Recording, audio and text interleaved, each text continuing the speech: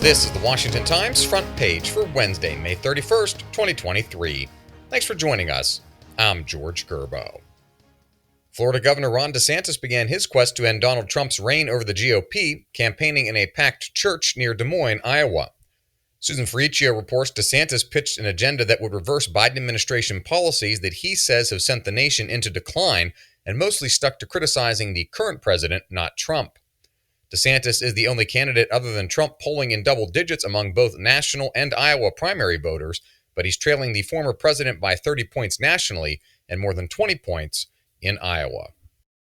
Even with those numbers, some state-level Republican officials worry they won't hold on to GOP majorities down the ballot if Trump is the party's presidential nominee next year. Seth MacLachlan reports if Republicans win the White House but fail to secure majorities in Congress, the next president will struggle to get big things done on the policy front. To that end, Trump's 4 years in office saw the GOP lose majorities in both the House and Senate, as well as shed 8 governorships. Outlawed for recreational use for decades and long stereotyped as the domain of those on the fringes of society, psychedelic drugs such as LSD, psilocybin, and others are gaining traction as legitimate medical treatments for some veterans. Ben Wolfgang reports the drugs can disrupt debilitating thoughts, patterns, and actions in patients when taken in regulated doses under the care of trained therapists. The treatments can clear the way for mood and behavioral improvements across the board. The movement has sparked new research across the country, from a state-run psilocybin program in Oregon to drug trials in other states.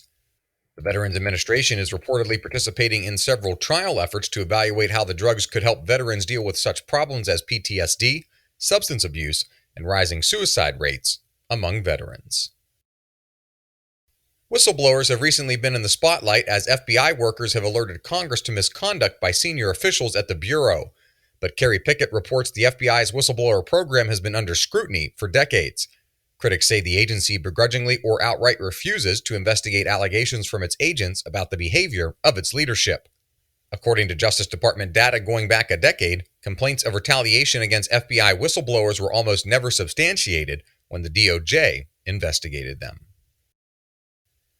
And finally, June is Pride Month, once seen as a show of support for an historically disparaged minority, but the movement has been increasingly linked to polarizing issues.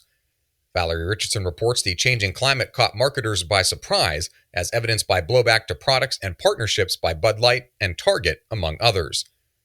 LGBTQ+ themed advertising has become an annual staple in the years since 1999, when June was first recognized as Pride Month. Find all of today's front page stories at WashingtonTimes.com/front page or on the Washington Times app, and find us wherever you get your podcasts. Just search Washington Times in any major podcast app. You can also find us on Twitter and Instagram at Wash Times for breaking news, sports, commentary, and more. For the Washington Times, I'm George Gerbo.